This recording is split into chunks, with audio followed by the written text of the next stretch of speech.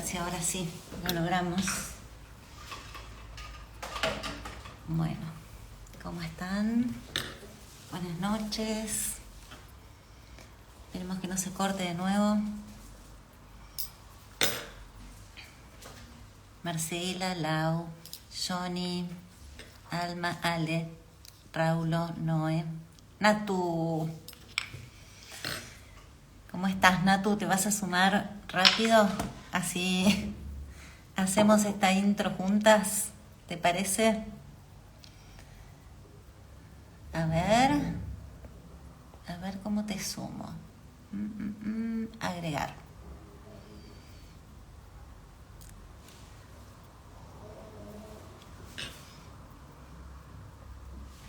¿Se escucha bien? Ay, pensé que te había agregado, Natu. A ver. Hola, Mapache.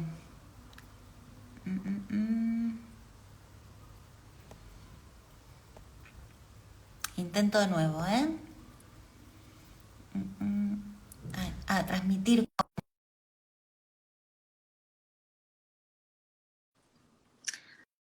A ver si viene Nahuel. Se escucha bárbaro. Buenísimo, gracias, Alma. Natu, te estoy agregando y no sé por qué no está funcionando. A ver.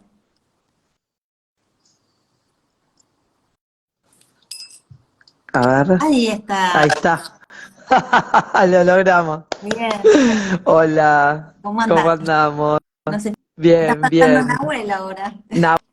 Nahuel estaba ahí sobrevolando. Recién me escribió, así que ahora debe estar por ingresar al vivo. Ahí está. Ahí Ahí lo está, charlas de filosofía. ver. Espera, a ver, agregar como moderador, no, bloquear. No, me llamó. Bueno, sí.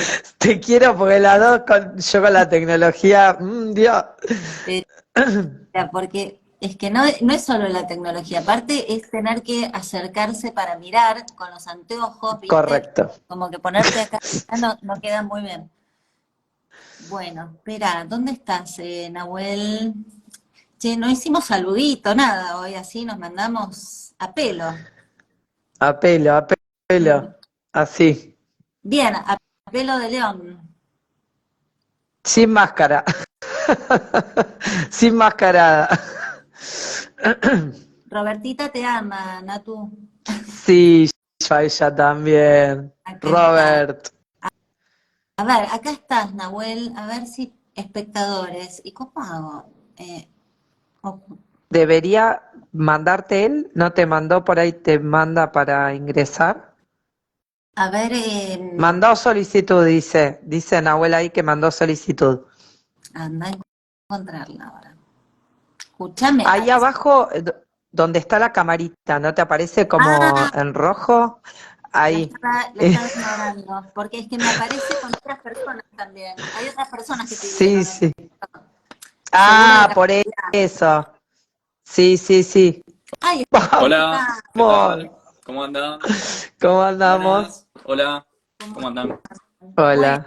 Bien. arrancamos así de una. Yo en general, a mí me gusta armarle un poquitito de amor a estos videos, ponerles musiquita, viste, alguna cosita de esas, pero es como que hoy estamos todos medio desorganizados, me parece, ¿no?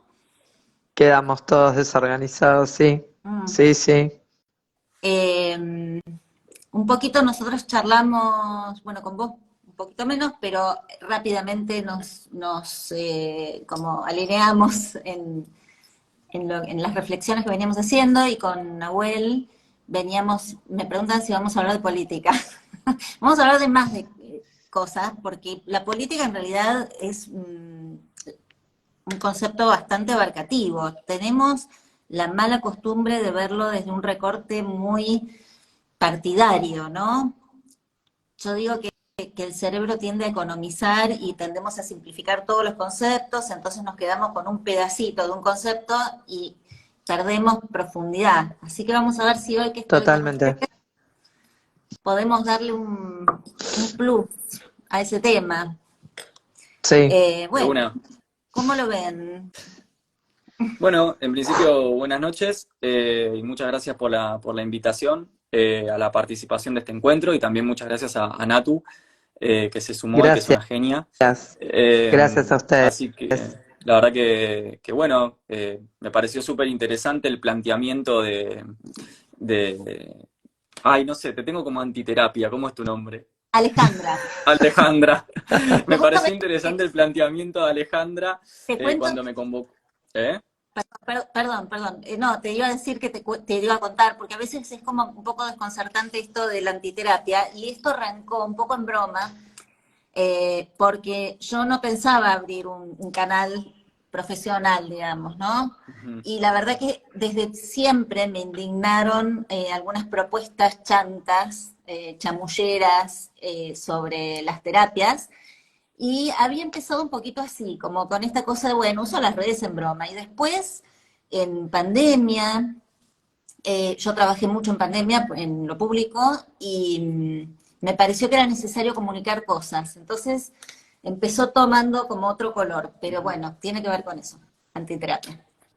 No, que me pareció interesantísimo el planteamiento con el cual me había convocado Ale, que es un planteamiento que con Natu lo venimos enfocando hace un montón de tiempo y por eso la propuesta de hacerlo con Natu, pero la verdad que en relación a las vicisitudes del día de ayer, me pareció fundamental realizar un mínimo viraje o acople necesario en relación a la coyuntura de esto que sería como el retorno, ¿no? de las derechas, que siento yo que no está escindido de justamente ciertas críticas entre filosofía y psicoanálisis a la construcción de la personalidad del político o los procesos de identificación con ciertos rasgos, ¿no? De personalidad autoritaria o las nuevas configuraciones políticas. Entonces, bueno, me puse un poco exigente y le dije, Ale, quiero que toquemos fundamentalmente este tema y después hacemos las derivas a la crítica New Age también, que va todo de la mano, ¿no? O sea, nueva espiritualidad y fascismo, o sea, fascismo y nueva Es que sí, espiritualidad. es que sí. Creo que yo por mi parte, que por ahí vengo haciendo un recorrido en el que coincidimos los tres, coincidimos, digamos, con distintos recorridos, pero a este punto de inflexión vengo de alguna manera como descubriendo, también fue a partir de de la pandemia y de mi trabajo, yo también soy analista y bueno, y sí lo que veo es, o lo que fui observando, es de qué manera el discurso de la violencia y del totalitarismo se infiltra como un discurso del bien, y hasta diría yo ingenuo y naif, ¿no? Total. Entre comillas digo ingenuo y naif, ¿no? Pero digo, es esto del bien, ¿no? Esto que tiene que ver con las terapias de las que hablaba Alejandra antes, las terapias, pseudoterapias, eh, que ofrecen esta facilidad de una imagen ready-made, ¿no? Como es hecha así a la ligera, y que es una imagen que garantiza, sin duda, como imagen plana, la felicidad, el bienestar, el éxito, ¿no?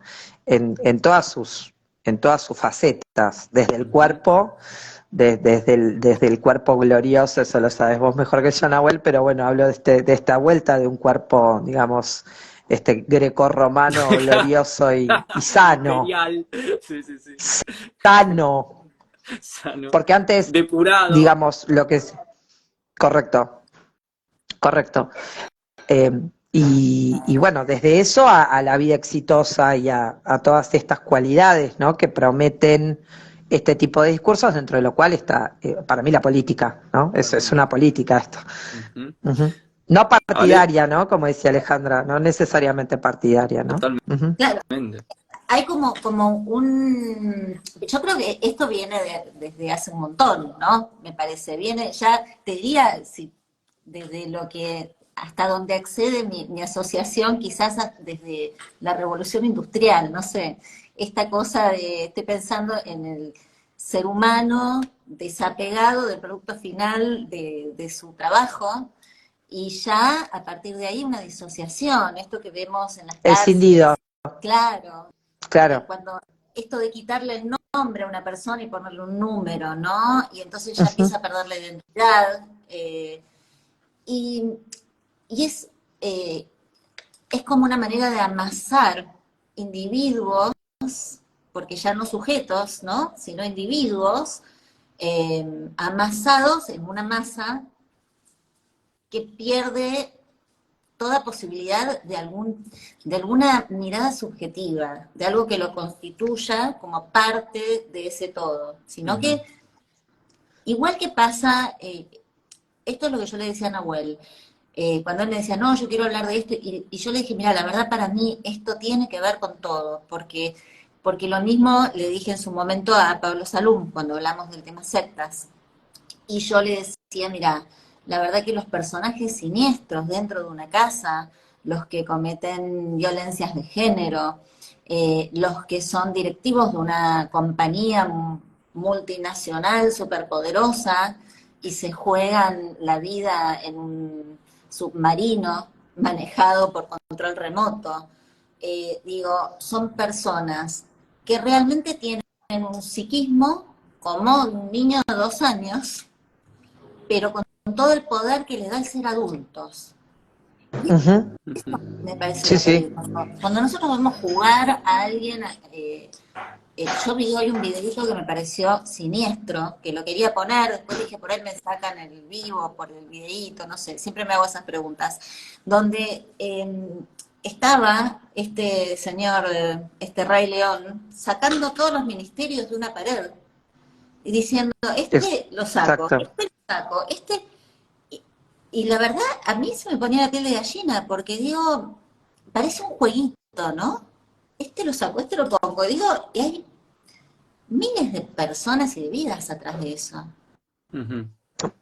Miles, sí. Ujú.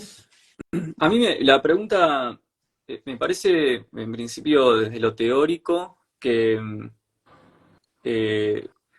la manera en la que se ha construido la famosa personalidad autoritaria, de la cual, por ejemplo, hay un gran libro que es el de Theodor Adorno, que escribe el siglo pasado, un texto llamado Construcción de Personalidad Autoritaria o Personalidad Autoritaria, donde él, junto con otros teóricos del Instituto Crítico de Frankfurt, creadores de la famosa teoría crítica, se preguntaron una pregunta que me parece que hoy, en relación a esto que estamos hablando, está totalmente vigente y renovada, lo hablaba hoy con mi director de tesis, de hecho, que es la pregunta de cómo las masas pueden apoyar, legitimar ciertos tipos de discursos ultraviolentos, ¿no? Pasó en su momento con el ascenso de los totalitarismos europeos, que llegaron apoyados por las masas, o sea, legitimados, acompañados, y parece estar pasando ahora no solamente a escala local, sino a escala global, donde habría un resurgir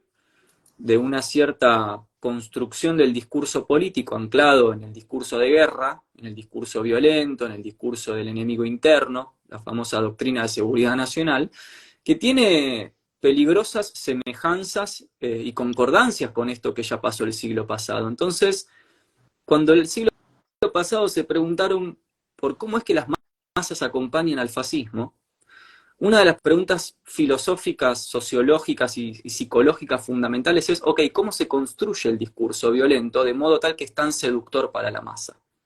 Y ahí, bueno, tenemos incansables estudios de Freud, incluso en adelante, donde analiza la relación entre narcisismo y fascismo, la cuestión fálica detrás de la autoridad, la cuestión mítica. Y me parece que hoy esos mecanismos están utilizándose nuevamente de manera peligrosa.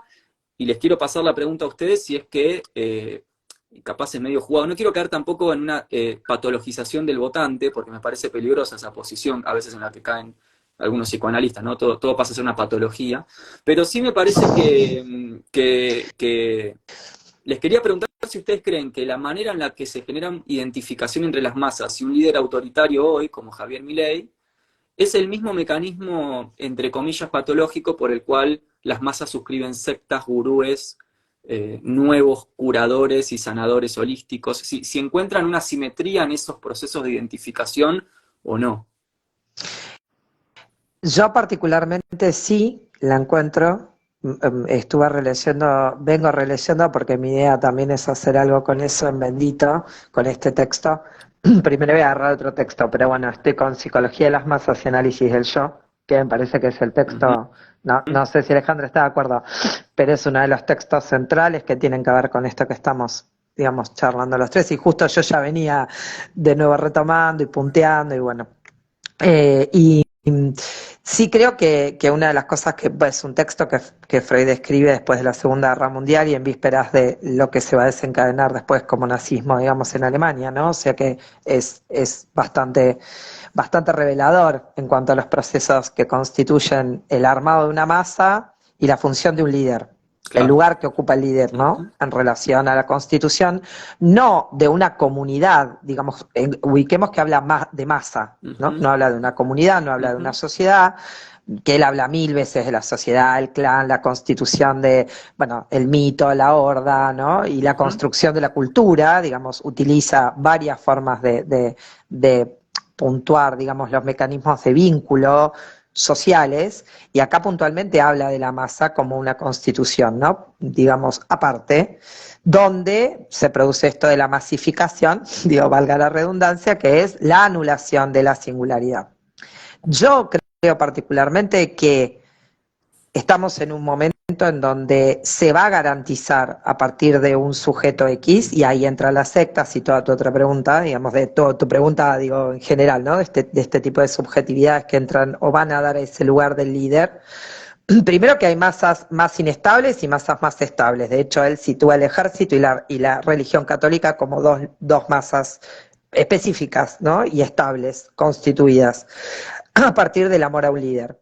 Yo creo que hay masas más inestables hoy, más fluctuantes, con menos texto, menos fundamento, digamos, de lo que pueden ser estas dos masas particulares, pero sí sigue habiendo como hilo conductor este sujeto que se presenta como un ideal, ¿no? Claro. Como un ideal que viene a garantizar a estos otros sujetos en un estado de desesperación, desahuciado, angustia.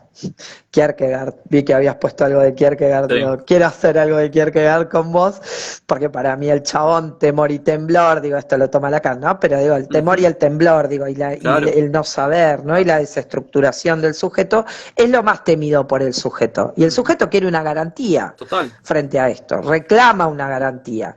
Y estos que se postulan en todos estos lugares, vienen a ofrecer eso.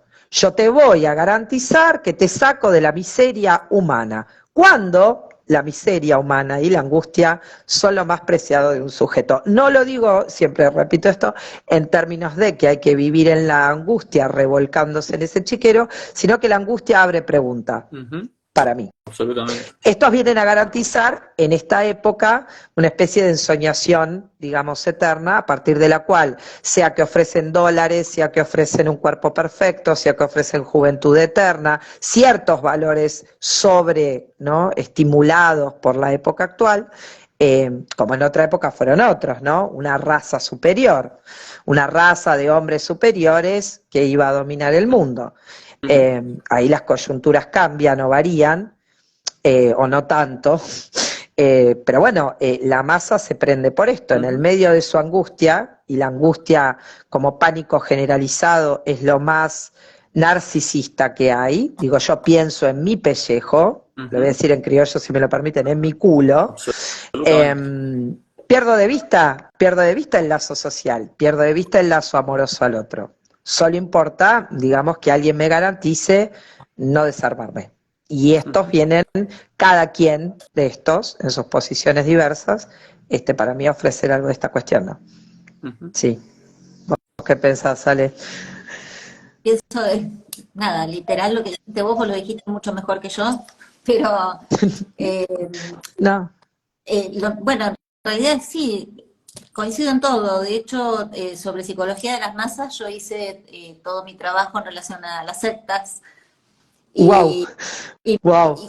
cuando yo te decía que lo había hablado con Pablo Salum, porque Pablo tiene una disyuntiva con el tema del psicoanálisis, porque no sabe todavía si lo considera una pseudoterapia o no.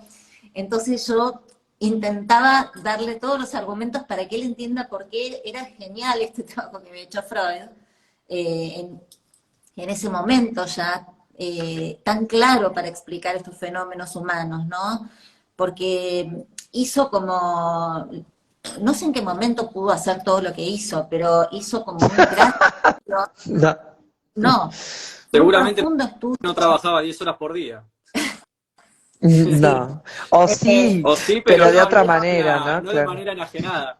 No sé cómo hacía, porque aparte vos pensás que en esa época él se mudaba, él se iba, viste, cambiaba de ciudad, cambiaba de país, tenía hijos, estaba casado, o sea, la verdad que era, no sé, un loco de estos, bueno, y además se drogaba un poco también. También. Pero, pero aparte de eso, digo, es un profundo análisis del ser humano desde lo clínico, desde su experiencia clínica y desde los estudios de antropología y de filosofía. eh, y creo que eso es muy rico, además de que él era médico, ¿no? Ujú. Entonces, hoy yo le decía a Nahuel, qué importante que es la interdisciplina para entender los fenómenos humanos, porque si no hacemos un recorte, que está bueno no ponernos también tan teórico, teóricos ni técnicos, porque estos fenómenos atraviesan todas las experiencias humanas. Eh, o sea, tenemos personajes dictadores dentro de las familias que disfrutan y gozan con esta posición y que a lo mejor no tienen la habilidad para poder trasladar esto a un montón de gente, pero en su casa ejercen este poder con ese mismo nivel de, de sadismo, de perversión, de histrionismo. Absolutamente. Y por eso yo sí pienso que esto es un fenómeno que se puede entender como, y creo que eso es lo importante, que si podemos empezar a ampliar la mirada, entonces todas estas personas que se sienten identificadas con algún rasgo, y no hay que olvidar de que este rasgo parte de un personaje estudiado, porque esto no es algo espontáneo, este personaje no es espontáneo León, no es espontáneo nada, ¿no? Es ensayo y error. Yo No. hace años que lo veo a él en televisión y recuerdo hace muchos años que me sorprendía que lo invitaban porque me parecía un personaje como sacado de una historieta y yo decía, ¿qué es este hombre en esta mesa hablando de política, ¿no? Y fíjate, y así lo mismo que pasó con Trump en Estados Unidos, que yo decía, no Ujú. va a llegar, y después dije, bueno, no sé, Ujú. Llegó, ¿no? claramente. Ujú. Y por qué? Porque Nahuel decía hoy no patologizar a los votantes. Por supuesto que no. Yo creo que esto es como patologizar a una víctima de violencia de género, una mujer que se enamora de un psicópata, un perverso en la familia que abusa de sus hijos y la esposa no lo sabe. No podemos patologizar a ninguna víctima. A veces, lamentablemente, las víctimas se convierten en victimarios y muchas de estas personas que vemos ejerciendo estas pseudoterapias, yo me cuestiono mucho si eh, nombrarlas, si ponerles nombre propio, porque a veces pienso, dentro de todas estas, hay personas que están siendo captadas, digamos, por una idea, por un líder, y no sé, me lo cuestiono. A mí lo que me parece interesante en relación a esto es que fenómenos como el de Javier Milei de alguna forma vienen a subvertir la clásica mirada politológica heredera, ¿no?, de la filosofía ilustrada, racionalista, según la cual se plantea que el votante se mueve de manera estrictamente racional y consciente, ¿no? Es decir, que lo que dirige en última instancia la decisión o la elección del elector es una decisión consciente y racional que está a la base del sujeto político y que entrama también las estructuras y las instituciones políticas. Y yo creo que si hay algo que ha sido subversivo de la teoría crítica y de la manera en la que la teoría crítica del siglo pasado ha logrado relacionar la filosofía con el psicoanálisis crítico, es precisamente mostrar la dimensión afectiva y emocional, es decir, inconsciente, inmanejable, prácticamente hasta involuntaria, que comanda El la lazo decisión. libidinal Claro, que es lo que comanda la Freud decisión plantea final. ahí. Ujú. Total. Sí, sí, sí. Y esto me parece casi obsceno que hoy no esté en el centro del debate. Me parece obsceno, ridículo que las redes sociales, o los medios de comunicación sigan dirigiéndose a las personas y a esta clase de coyunturas como si todo se tratara de un poco más de información, como si todo se tratara de un análisis entre partidos políticos, como si todo fuera una cuestión de una cuestión cognitiva, ¿no? Como, ok, votamos a Javier Milei porque esta es la mejor opción y hacemos un análisis, ¿no? Hipotético deductivo, y entonces, y hoy lo que tenemos que tener en cuenta, me parece a mí, es que, releyendo Althusser, ¿no? El discurso político es estrictamente ideológico y por lo tanto la Ujú, suscripción que genera en la animosidad del electorado es ideológica. ¿Y qué quiere decir ujú. ideología? Quiere decir que es un anclaje con el estado emocional del elector, que ustedes mencionaban recién, ¿no? Esto de la desesperación, la decepción, la angustia, el sentimiento de revancha, de venganza, todas cuestiones que son preconscientes, digamos, preconceptuales, y que son en última instancia lo que realmente maneja la vara. Me parece que lo ideológico es entender que la manera en la que una persona elige a qué gurú, ¿no? O a qué terapeuta holístico ir desesperada, o a qué candidato político ir desesperado, es justamente algo que no tiene que ver con la evidencia y la razón. Y esto es lo que me parece brillante de la ideología. No tiene que ver con una comprensión en el electorado de la evidencia o de lo racional, sino que es una carga Correcto. emocional motorizada por las palabras. Me parece que Ujú. el gran poder, y cierro con esto, el gran poder que ha tenido el neoliberalismo de hoy, que como dice Jorge Ableman, es un neofascismo, ¿no? Neofascismo hoy es neoliberalismo, como dice Aleman, con quien tuve el privilegio de hacer un seminario de doctorado, es que ha logrado capitalizar el descontento de los indignados y motorizar un mar de representaciones muy específicas, que son las representaciones de lo que podríamos llamar el inconsciente colectivo, estrictamente vinculadas con lo emocional, y por lo tanto preempíricas y preconceptuales. Quiero decir con esto que si vos vas a una persona y le preguntás, che, pero mirá, esto ya se aplicó y ya mostró las consecuencias, che, pero mirá esto, che, pero pensá el otro, no importa, porque lo que comanda la decisión de esa persona son las representaciones y el vínculo con lo afectivo y con la palabra que el discurso político, entendido como ideología, motoriza en el electorado. Entonces yo creo que, más allá de que hoy sea Javier Milei, o quien sea el día de mañana, no me interesa, pues total vamos a estar extintos, es entender que la crítica fundamental a la política de hoy es entender que no se trata de un proceso racional, no se trata de algo pensado, que es lo que la gente cree, que es algo que llega a ese voto de manera consciente, estructurada, analítica, comparada, ¿no? Con evidencia o sin evidencia, sino que son cargas afectivas y representaciones profundísimas que se mueven en el discurso. Un discurso que, como dice Marx, ya está desanclado de la materia. El discurso ya está Ujú. desanclado de la materia. Eso es lo jodido del Sí, capitalismo, sí. la total dualización de el componente afectivo del electorado, Ujú. La disociación. la O sea, esta disociación. disociación, que es lo que decía Alejandra al principio, ¿no? O sea, en la época productiva, cuando arranca, digamos, toda la cuestión de la productividad, el sujeto pierde su condición de sujeto. Que para mí, repito esto, la condición de sujeto es esto, ¿no? La falla, la falta, el lazo al otro, el lazo amoroso al otro. Cuando digo lazo amoroso no lo digo romantizando lo amoroso, sino lo digo en términos de justamente la apertura a una otredad. A mí me parece que en una época en la que están surgiendo fuertemente discursos de inclusión de las singularidades, o sea, y no importa, digamos, ahí todos somos, yo siempre digo esto, no hay normalidad, por lo menos en mi mundo no existe tal cosa, y, y no hay normalidad, es que cada quien anda con su agujero ahí, o querer tapar el agujero, justamente querer tapar, es lo que vos decías, ¿no? Me uno a esto que vos decías, la ideología y la captación de cuál es la necesidad determinada de la época Ujú, de total. obturar su angustia, digamos. Entonces, esto de no sé quién soy, no sé si puedo, quiero saber del futuro, cómo llego al futuro, cómo llego a armarme un futuro, ¿no? Cómo garantizo que esto lo voy a poder hacer y no va a fallar.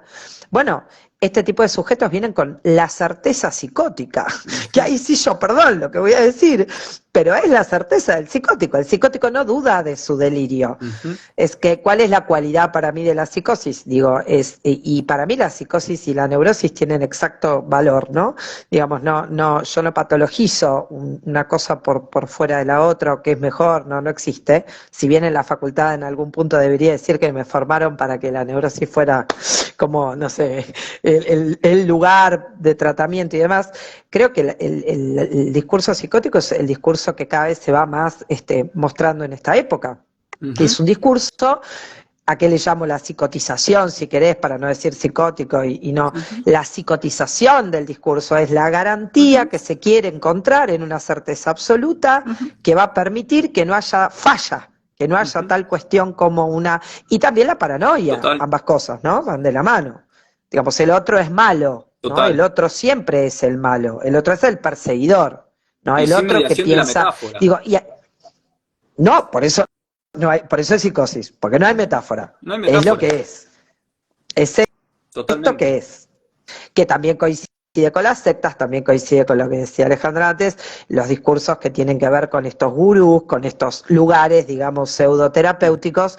Ahí vos vas a que te den tips, ¿no? No sé si a vos te pasa, Ale, pero yo cada vez me encuentro más en el consultorio con, che, decime qué hacer, cómo garantizame, digamos, cómo salir de esta, que... ¿Viste lo que puse en mi presentación? Puse sin tips, justamente Sí, porque sí, es que la sí. verdad que me parece que también hay una subestimación del ser humano en el discurso de hoy. Nos tratan como tontos, nos tratamos, digamos, ¿no? Porque en realidad estamos todos adentro, pero de alguna manera esta pretensión de que nuestras grandes angustias humanas se resuelvan con 2 o 3 consejos, es como, creo que es que nadie se lo puede creer, quizás lo que hay es un deseo de creerlo, y entonces en este deseo aparece una ilusión, y en esta ilusión se sigue ciegamente cualquier discurso.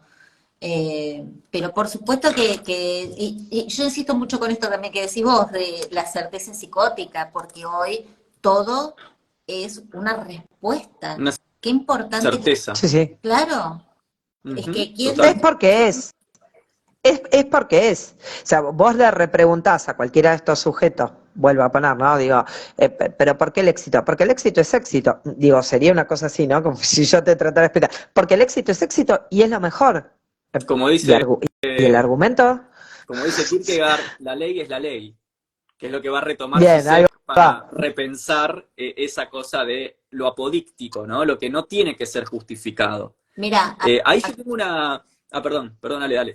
no, decilo yo. Que yo tengo ahí una diferencia mínima con Natu. Digamos, yo creo que la psicotización cae del lado del pueblo y no del líder autoritario. Rancière, que fue un filósofo muy importante, que analizó la estética de la política, la estetización política, o sea, todo el marketing, ¿no? La imagen que acompaña el fenómeno político, él dijo una frase que me pareció muy brillante, que es: el político es el primero que sabe que miente.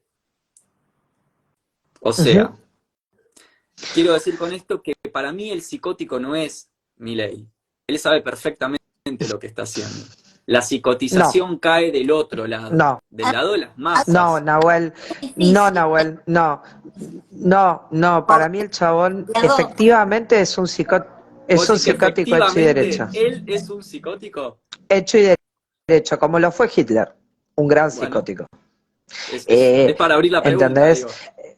Hay estadistas que han sido psicóticos y de los cuales se han obtenido maravillas también, digo, por eso te digo, claro. La psicosis no siempre está dirigida a este lugar, pero digo, sí, para mí, sí son psicóticos.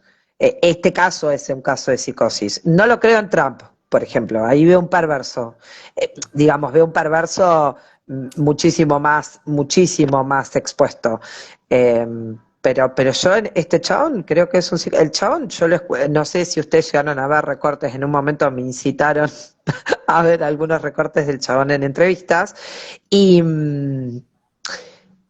el tipo decía que él era Noé, digamos, era, no, dijo, perdón, él era, Abraham, él era el enviado que venía, digamos, con las tablas de la nueva ley y los nuevos mandamientos, y que estaba Sí, haciendo lo un vi, curso con un me rabino, acuerdo. que parece que el rabino maneja todo esto. Ujú. Bueno, Pero que eso lo es diga no psicosis. significa que No, efectivamente no, lo no, no, no, crea no. hacia El adentro. chabón, el chabón está tomado. Los gestos, no sé, a ver, Ale, digo, yo tengo una mirada, por supuesto, por mi profesión, pero el chabón está tomado por lo que dice. Ujú.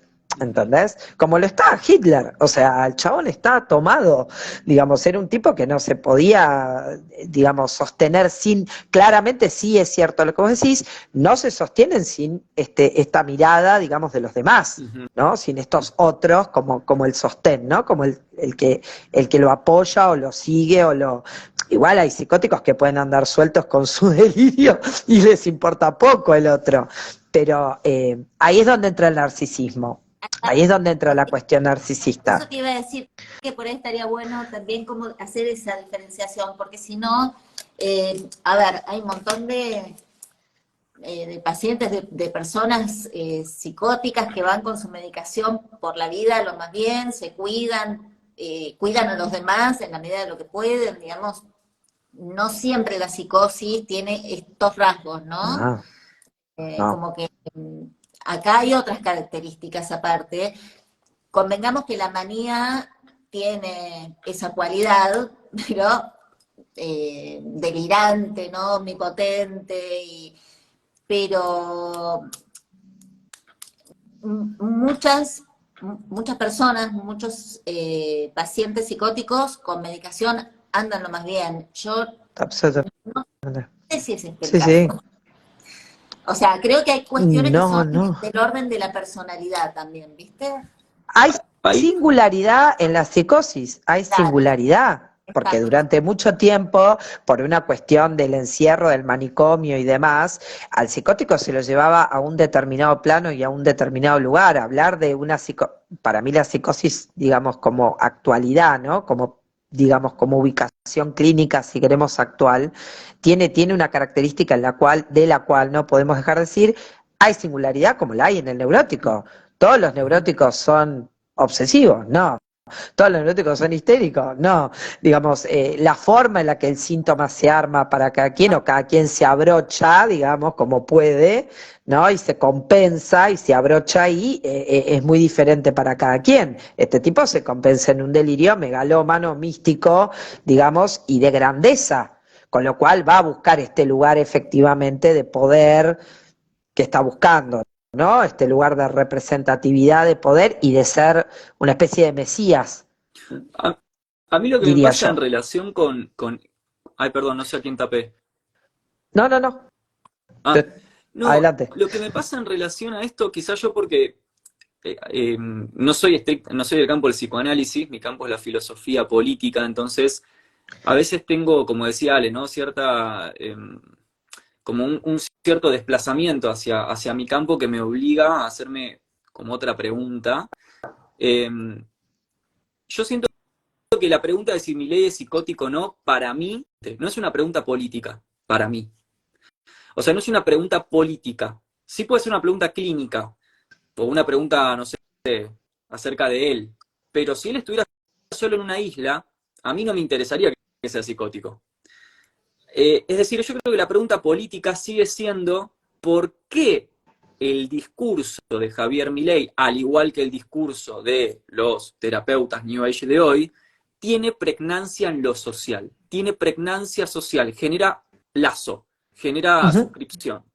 Eso me parece que es una pregunta política, Pero desde desde mi el punto de psicoanálisis, vista, en la desde el medida de los psicoanálisis, efectos que puede generar, de los efectos que puede generar ese discurso en las masas.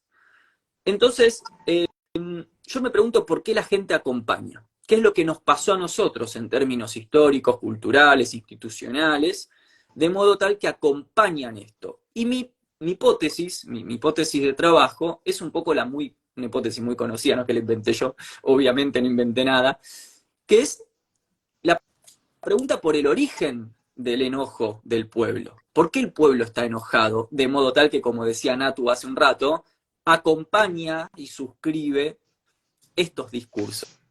Y acá, sin duda, tenemos que hacer una inclusión politológica en el análisis, que es la crisis y la decepción y falla total de los modelos del Estado de benefactor y de la democracia, de los valores democráticos o los valores del juego democrático, que han mostrado su crisis ya desde los años 70 del año pasado, del siglo pasado, perdón, la pandemia los reforzó, y me parece que es ante esa crisis y esa decepción que el supuesto Estado benefactor o la supuesta democracia genera en la población, que salen a buscar desesperadamente, enojadamente, ¿no? Con espíritu de revancha y venganza, una alternativa presuntamente outsider, que de outsider no tiene nada, porque en realidad las políticas de la derecha liberal, incluso en Argentina, ya se aplicaron. Basta leer el modelo económico de Milei y encontramos la semejanza con el modelo económico de Martínez de Oz. Digo, es lo mismo, y después con el menemismo ni hablar.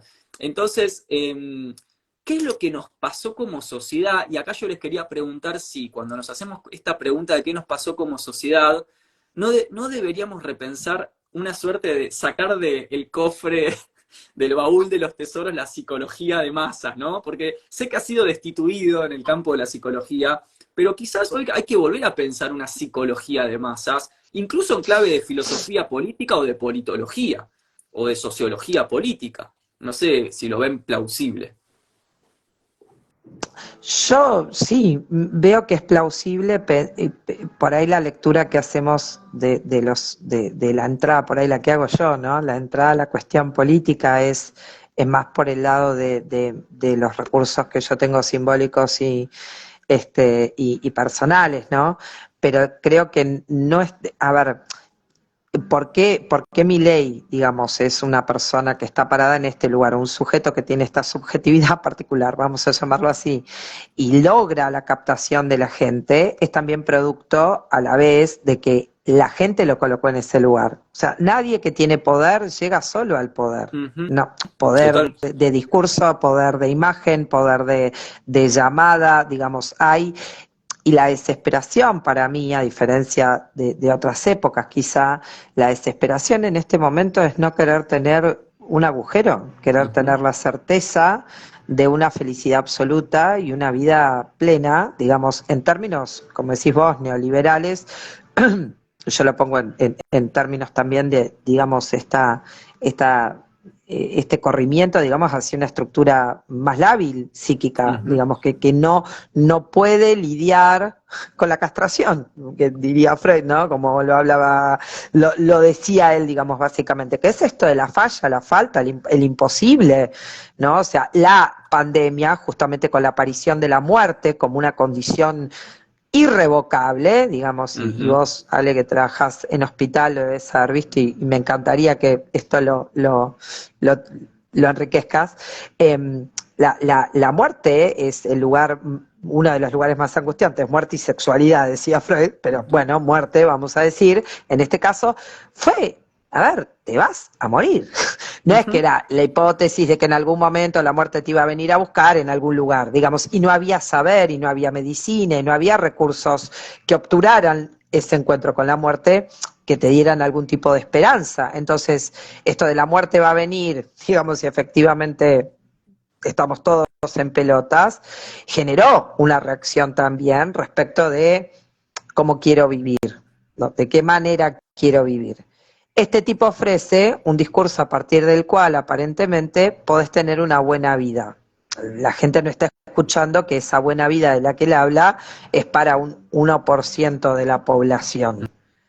Que no están ni siquiera ellos como votantes incluidos en ese bienestar que el chabón va a proveer. Se está perdiendo esa parte, ¿sí? Este sujeto va a permitir, con las políticas que está planteando, lo digo desde mi capacidad de entendimiento, no soy especialista, digamos, en política, pero bueno, tengo mi mirada, digamos, ahí no estoy atenta. Digo, esto, el chabón está diciendo, loco, van a ser el 1% los que van a poder vivir de esta manera.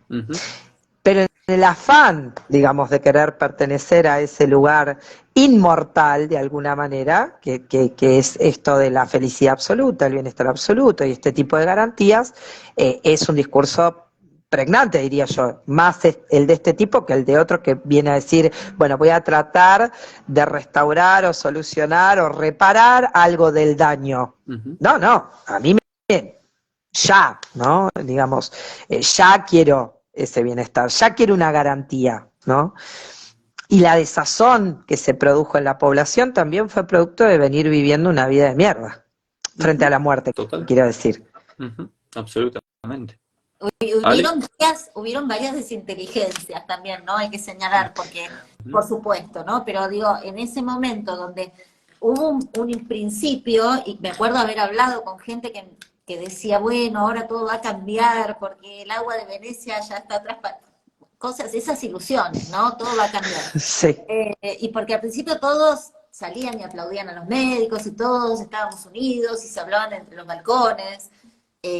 Había como una especie de euforia comunitaria al principio, que duró un suspiro, porque fue suficiente que entre todos los que nos hermanamos en esta sensación de que estamos todos mal, fue suficiente que haya uno que esté un poco mejor, para que ahí Ujú. empiece esta cosa salvaje, ¿no? De, mirá, este hace esto, y este salió, y yo no pude salir, y él salió, y el otro que no, y ahí empezó una cosa bien precaria como mecanismo, bien Mm. de esto que decís vos, Natu, de, bueno, me tengo que salvar yo. Y bueno, y también la paranoia y el conspiracionismo, el buscar enemigos, porque yo creo mucho en esto de la economía del cerebro, ¿viste? Esto de que se tiende a simplificar. Entonces todo llevado al extremo es blanco y negro, es vida y muerte. eh, y bueno, y en ese terreno somos todos vulnerables, porque hace falta que venga uno para que diga, no, el malo es ese. Ya está. Sí, sí, sí. Sí, Totalmente. sí, sí. Total. En relación a eso, me gusta mucho pensar esto que traía Natu y Ale recién, que es la noción de un agujero, ¿no? Una falta radical en nosotros que intentamos taparlo con X discurso, ya sea político, ya sea terapéutico, ideológico de cualquier tipo, religioso, espiritual, etcétera, ¿no? Y me parece que la filosofía ha hecho un gran aporte para entender que el agujero es justamente la característica de lo que nosotros llamamos la modernidad. Ser modernos es estar agujereados.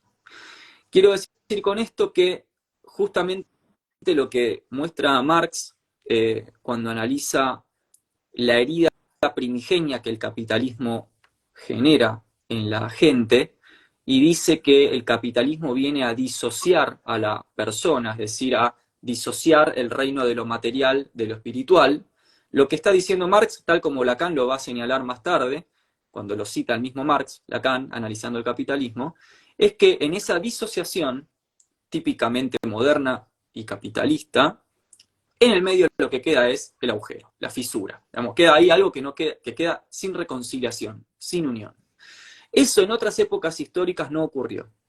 En otras épocas históricas ese agujero no estaba dado en la medida que estaba lleno, valga la redundancia, obviamente en el psicoanálisis entiendo que no se puede llenar, ahí está lo real, pero en otras épocas históricas ese agujero estaba tapado, por ejemplo, por la cultura imperial, por Dios, por el arte, por aquellos discursos que ocupaban el rol social de compensar ese agujero. Y de hecho fueron historias empíricamente, fases históricas empíricamente hablando, muy estables muchos años, precisamente porque no había falla, no había Ujú, disociación entre materialidad y espiritualidad. Ese agujero no ujú. estaba y se trataban de sociedades milenarias estabilizadas. Entonces quiero decir con esto que no podemos perder de vista que esta noción que el psicoanálisis trae de agujero como eso que no solamente motoriza el deseo, sino que además va a buscar taparlo con cosas, es un fenómeno moderno, es estrictamente moderno. Y por eso el concepto de ideología solo puede ser un concepto moderno. Y por eso el concepto de síntoma, como lo estamos trabajando, con sus derivas políticas o terapéuticas, New Age, tiene que ser bajo una matriz de análisis moderna, porque se supone que antes de la modernidad el humano no estaba agujereado. Y esto trae una pregunta jodida para nosotros, que es la pregunta de si tenemos que volver a Dios, entonces. ¿Cómo se reconcilia la unidad?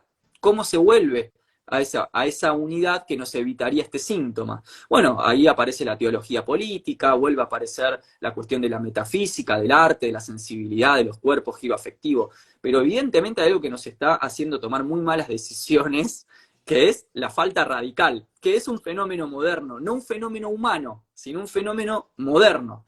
Y me parece central tenerlo en el norte del análisis. Sí, y yo en cuanto a esto que vos decís, quiero decir algo. Para mí, si tenemos algo de que, no sé, de qué valernos hoy para poder pensar una posibilidad de salida a esta cuestión, no es por la vía de la violencia. A mí me pasó ayer que fui presidenta de mesa, hablando un poco de todo esto, acepté el desafío de estar ahí, poner el cuerpo, que no es poco, y el psiquismo también. Bueno, hubo un montón de eventos particulares que me tocó atravesar y que me permitieron, digamos, ver un poco todo esto de lo que estamos hablando, desde que me violentaron por todos lados para poder llevar la urna que votara una señora con discapacidad, en fin. Muchas cuestiones, quedé como presidenta de la mesa encima, fue como todo como bastante complejo.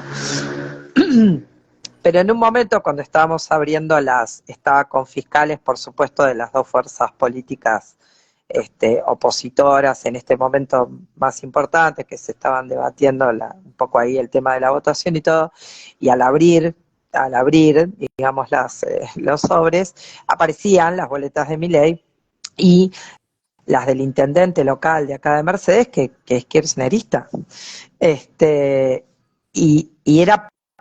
Quedaron pasmados, o sea, estaban en una posición, digamos, alteración, cada uno de los fiscales, obviamente entiendo su posición, ¿no? Yo, digamos, novata también en la cuestión, se me dificultaba un poco todo, y en un momento empezaron a putear y a putear y a putear. Digo, bueno, entiendan, le digo, por lo menos desde mi pensamiento, o sea, en el medio de todo este quilombo, yo decía esto, que este hombre surge por este acto violento y de repugnancia al otro. ¿Qué quiero decir con esto, no? O sea, que este hombre surge para mí a partir del acto violento y de repugnancia al otro, que hace falta más amor. Y el amor para mí, no soy el Pastor Jiménez, el amor para mí es el respeto a la otredad. No sabemos vivir, y creo que esa es la herida moderna. En otro momento estaba el imperio, y el imperio generaba tal nivel de radicalidad que no se pensaba ni siquiera en una construcción social en donde hubiera singularidad y valores que se pudieran repartir. ¿Y qué hace al lazo social? Solamente el amor hace conceder, y el amor es el respeto al otro, y bajaron un cambio, y fue muy hermoso lo que sucedió, porque políticamente cada uno tenía una posición distinta. Hermoso, quiero decir, se pudo hablar, para mí, eso es lo hermoso, y pudieron sentarse a reflexionar, y dijeron, sí, algo tenemos que preguntarnos de por qué este sujeto, subjetivamente, ¿no? De la posición de cada uno, de lo que había cada uno construido desde su lugar político hasta el momento. Evidentemente tenemos que preguntarnos qué nos concierne. Digo, no ganan nada puteándolo a Milei, porque él existe, está ahí, existe como pantalla, como un muñeco de torta, como Chucky, pónganle todo lo que quieran ponerle al chabón, a mí me da lo mismo. En ese punto puedo ser mala si quiero ser así asquerosa y ponerme a peyorizar al otro, pero no me interesa. Pero sí me interesaba esto, che, ¿qué hacemos, no? ¿Qué hacemos con esto? ¿Qué hacemos comunitariamente? A mí lo comunitario me interesa muchísimo en ese sentido, ¿no? El lazo al otro que se pueda armar por una vía que no sea la vía de la lucha a muerte por puro prestigio, diría Hegel. Totalmente. ¿No? Que estamos en eso, el tipo triunfa porque estamos en eso. Recién acá estaba viendo, fue acalorada en un momento la discusión, evidentemente gente que había votado ayer a unos o a otros y demás, y todo es absolutamente... Yo respeto, y fui porque para mí la democracia es esto, que la gente se exprese y que sepamos dónde estamos y dónde está parado cada quien también, ¿no? Pero justamente les digo esto, si seguimos violentándonos entre nosotros nos van a comer crudos, un poco lo que decía ¿no? El Martín Fierro. No.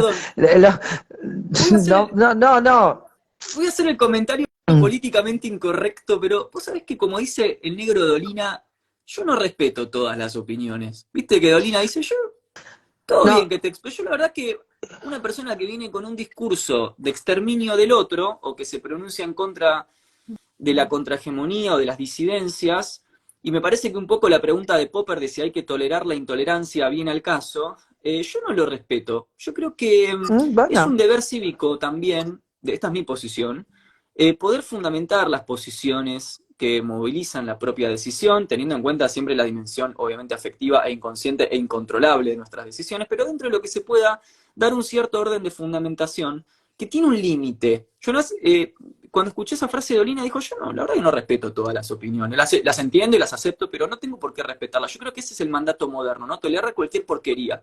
Yo creo que tenemos que empezar ayer hablaba con un amigo, ¿no? Un amigo me decía, che, tenemos que ir con los tacones de punta, basta lo políticamente correcto. No, loco, no, digamos, cuando el discurso político se erige desde el lugar del exterminio del otro, de la violencia, vamos a romper todo, vamos a matar a la mitad de la gente, etcétera, la verdad, yo personalmente creo que es la misma ideología moderno-liberal que está sustentando el discurso político a de ver, los yo liberales de tengo hoy, una... pero es mi No, posición. no, yo tengo una posición tomada, no soy una persona tibia. Cuando hablo de respeto, hablo de que ese momento a mí me permite escuchar dónde está parado el otro. Entonces yo, ¿entendés? Cuando yo hablo de respeto, hablo de escucha. Ah, No hablo de... Y manifiesto claramente cuál es mi posición. O sea, ayer casi el gendarme me caga a trompadas. O sea, yo soy una persona muy aguerrida en mi posición. Ahora, tenés cara cuando de digo calentona, Nati, de que respeto... te cagas a trompadas. No, es que, bueno, imagínate que un gendarme no me dejara que una señora de 90 años pudiera votar. Claro. Se lo merecía, por eso te digo, no soy tibia. Quiero No, decir, no, claro. sonó a tibio, quizás, pero vale profundizarlo. Para mí la posición de respeto es decir, lo que me siento escuchar esto, ¿no? No me ensordezco, andate a la puta que te parió, no, vos. Digo, eso es parte de lo que decía antes Alejandra. Para mí es como, che, pará, hay que estar atento acá a las coordenadas de lo que está pasando. A mí me interesa respetar en cuanto a escucha, Claro. tengo muy No de claro cuál es aceptar mi cualquier cosa, posición. de legitimar todo en nombre de No, la tolerancia. no, Claro. no, quizás se entendió mal, pero No, pero sí. legitimar es algo que a mí me indigna y yo reivindico la indignación, porque creo que hay cosas que tienen que indignar, porque la indignación es lo que genera el movimiento para poner un freno también. Y, Ujú, a ver, los narcisistas no pueden barrer contra todos los neuróticos, ni usar y abusar a todos los neuróticos por más falta que sintamos, ¿no? Pero, totalmente. claro, pero te iba a decir algo en relación al tema del amor y esto. Creo que es muy simbólico lo que vos decís cuando hablas de amor, pero me parece que acá el amor también merece como una discriminación, Sí, porque sí. ¿hay amor posible en el narcisismo? ¿Hay amor posible en una relación que no es de reciprocidad? Ujú.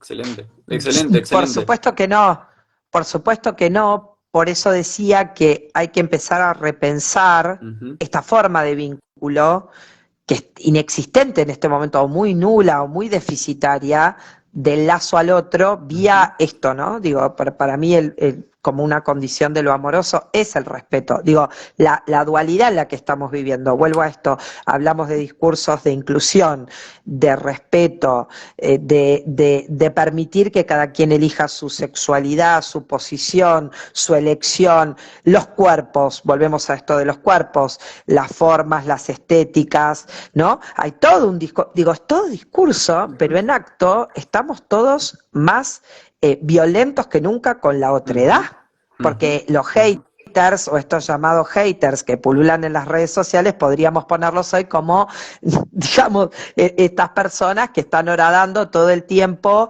o viendo por dónde entran, digamos, a desarmar al otro en lugar de respetarlo, ¿no? Ujú. Y yo tengo una posición en esto que tiene que ver con toco a alguien cuando veo que esa persona está violentando a otras personas, ¿no? O sea, Ujú. ahí me preocupa o tomo partido. Ahora después, cada quien vive como quiere y como puede, eh, Y eso hoy, digamos, se promulga, pero no se practica. Y este es una locura en la que estamos viviendo, una bipolaridad tremenda, porque es muy, muy fuerte este discurso de la otredad, la aceptación, el entendimiento, el respeto al otro, y por otro lado hay todo el tiempo una bajada de censura. A ese amor me refiero como un amor, digo, que no se está practicando y que justamente permite que un tipo como este emerja a terminar de partir todo tipo de lazo posible. Porque no apela al lazo, ¿no? Claramente es lo que estamos hablando antes. Este apela a arremeter contra el otro. Que es eso narcisista, ¿no? Nahuel hablaba del vacío, de la falta, del agujero, ¿no? Desde el punto de vista de la filosofía, y yo todo el tiempo pensaba, no sé si a vos te pasó lo mismo, Natu, yo pensaba lo mismo desde el punto de vista del psicoanálisis, y yo entiendo lo que planteás desde la economía o desde la política, de que esto surge con el capitalismo, pero yo no sé si no es mucho más intrínseco al ser humano, si no es que viene propiamente desde el surgimiento de la cultura, cuando alguien dice, bueno, no podés hacer lo que querés. Y a partir de que uno tiene que frenar, reprimir, palabra que hoy está pésimamente vista y que es lo que permitió que tengamos una sociedad y una cultura, la represión, y que con esto no quiero decir... diques, claro, diques morales, ¿no? A eso me refiero, pero lo aclaro para que no se entienda mal, la palabra represión tiene también un montón de sentidos, ¿no? No se trata de ser enfermitos reprimidos, ni tampoco de hablar de represión estatal, no, se trata de que uno pueda ponerse un freno y no hacer lo que se le canta, porque es que es ahí a donde aparece el otro, a donde yo digo, bueno, yo ahora tengo ganas de comer con los pies arriba de la mesa. Y no, ¿por qué? Y porque establecimos límites, y estos límites generaron que hoy haya que poner la mesa con un plato, no comemos así desaforadamente, ¿no? Hay cultura. Y esta cultura aparece a partir de que, según la antropología, a partir de que alguien dijo, no podés tener sexo con quien se te canta. No porque lo tenés cerca, podés. Con este no. En esta sociedad con este no. Y en otra sociedad con este no. Y este no empieza a armar esto que antes decíamos como lazo. Empieza a armar intercambio. Y me quedé hoy dura con un paciente, hoy me comentó, me dijo que se había acordado de algunas de nuestras conversaciones o de algunos de los vivos, porque había visto que hay una influencer o youtuber, Natu J, que que cuestionó la prohibición del incesto. Y que dijo, hay un movimiento. Bueno, y dijo, ¿y por qué no se puede? Y porque a lo mejor hay que deconstruir eso. Y acá voy a lo que decías vos recién, Nahuel, de que es que en algún lugar hay que poner un piso, ¿no? Porque es que si no, da todo lo mismo. Un tope. Un piso y un techo, digamos, que es lo que te arma y lo que te protege también. Tiene que haber castración para que haya civilización. Y hay correcto que quieren castración, y los que no quieren castración buscan poder porque son los que toman las decisiones, y ahí es donde estamos jodidos. Disculpe que lo diga así. Exacto. No, total. Pero acá en relación a esto me parece central y muy atinado pensar cómo tanto, por ejemplo, en el discurso de Javier Milei, como en estas otras figuras que decían ustedes hace un rato, ¿no? Sanadores, terapeutas, gente que te eleva la conciencia, ¿no? Que te armoniza con vos mismo, que te promete el cielo en la tierra, etcétera. Justamente lo que opera es un común denominador en todos esos discursos, una constante. ¿Y cuál es? Es lo que Adorno llamó el retorno mítico de la naturaleza. Es decir, allí donde la civilización se construye con límite y castración, la libertad hoy es entendida de manera como retornar a la libertad natural. Entonces, si vos analizás la estética política de Milei, ¿qué aparece? Elementos míticos y naturales. El león, lo barbárico, lo salvaje, eso de volver a liberar lo que Freud entendía como las pulsiones agresivas, ¿no? En el fascismo. Entonces, qué interesante, en relación a lo que ustedes están diciendo, capturar esa cuestión propia de la dimensión ideológica de un discurso, que es, si te sentís mal con la civilización tal y como está, lo que yo te ofrezco en nombre de la libertad es el retorno más violento de la naturaleza. Es que vos puedas volver a hacer todo lo que vos quieras. Todo lo que podías hacer, como decían los contractualistas, antes del Estado opresor, antes de la ley opresora, antes de que te hagan pagar impuestos. Entonces, ni Estado, ni impuestos, ni ley, hacé lo que quieras, viva la libertad, todo el retorno mítico, toda esa sobrecarga mítica, es decir, condenatoria y natural, de la concepción de libertad entendida en su base más animalesca, porque precisamente entender la libertad como hacer lo que quieras, es decir, sin castración, es entender la libertad en su dimensión más animal, más bestial, más barbárica, o sea, precivilizatoria. Y esto es lo que en su momento, en el siglo pasado, analizaron los teóricos de la teoría crítica al analizar, perdón, valga la redundancia, la estética del fascismo alemán. Una misma estética barbárica, imperial, llena de animales, mítica, con un discurso de libertad que tenía que ver con una elevación de la libertad natural del pueblo, ¿no? De lo biológico, la sangre, digamos. Entonces, no estamos diciendo que Milei es exactamente lo fascismo por fascismo alemán, porque sería un error teórico y una estafa intelectual, pero sí estamos diciendo que capitalismo y neoliberalismo mediante se pueden encontrar constantes muy interesantes acerca de la construcción del discurso de la libertad, del liberalismo de hoy, profunda y peligrosamente concomitantes con el concepto de libertad mítico-natural del fascismo del siglo pasado. Por eso vuelvo a Alemania, a la idea de Aliman de que hoy neoliberalismo es neofascismo, precisamente por la pervivencia de estas constantes. Sí, sí. Qué Y bien que porque hablas, justamente ahí aparece. ¿Eh? Sí, qué bien que hablas. recontra bien. Ah, No, pero me encanta cómo lo hace, pero también cómo lo transmite, porque digo, uno puede tener mucho bueno. conocimiento, pero la transmisión, pero la No, transmisión para mí es un plus, porque si no uno puede quedar intrincado en el discurso y quedar también. como, sí, claro. Bueno, Seguí gracias. hablando, dale. Hoy nada nos exige seguir el hilo de un discurso con un mínimo de profundidad. Hoy todo es, viste, superficial, rápido, shorts, es todo así. Entonces, es interesante, yo te lo agradezco, porque está bueno, porque aparte sos joven, entonces por ahí uno, no sé, yo estoy Tengo acostumbrada más. 35, ya soy un señor, che. Bueno, yo 56, soy la más vieja de los tres. Natu hace así, tipo, all night long, Eh, Miami. 46, vamos todos, claro, bueno, la Vamos de día juventud en día. es espiritual, conformémonos así como a lo Milei, la juventud es espiritual. Bueno, Chao, se terminó. Está bueno Sí. porque aparte, viste que me parece que a la gente joven la atrapa escuchar a gente joven que habla en profundidad, porque los viejos ya, Sí. viste, es claro. obvio que tenemos un ritmo más lento en todo. Sí, Entonces, bueno, sí. nada, eso, te saqué de tema, pero me hiciste acordar algo que seguramente ya lo vieron, porque ustedes con Bendita, Natu, que están trabajando tanto con Robertita, súper interesante lo que hacen, fuertísimo. Sí, sí, sí. Y la verdad que yo creo que también está bueno que haya como...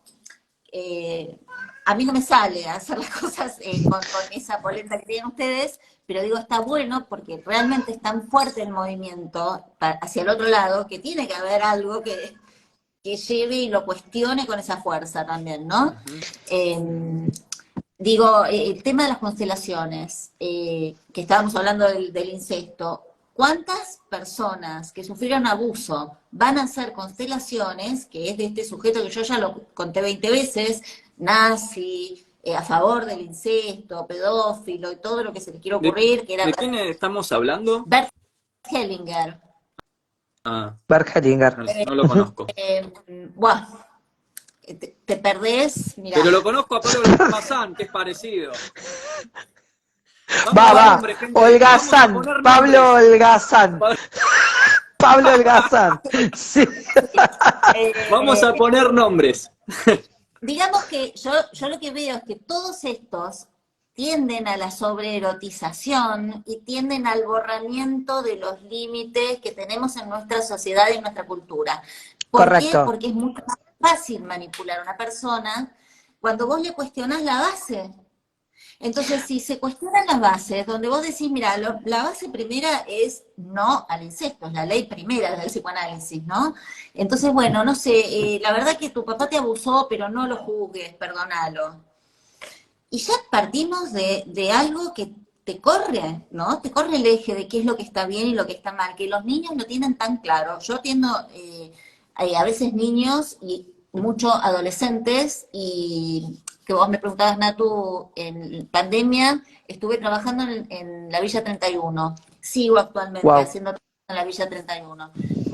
Y es impresionante cómo los chicos tienen tan claro lo que está bien y lo que está mal, a pesar de que a lo mejor están rodeados de situaciones a donde se naturalizan cosas, ellos lo tienen clarísimo. Ahora, hay un fenómeno que hace que llegan a cierta edad en la que empiezan a adaptarse.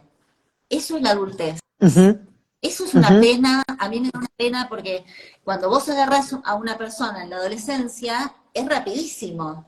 Sí, Vos haces una intervención, enseguida hay un cambio, enseguida se quedan pensando, ¿viste? Regulan. Un adulto te lleva, ¿viste? Años de consultorio, por ahí a veces lográs algo, ¿no? Con el mejor de los casos lográs algo.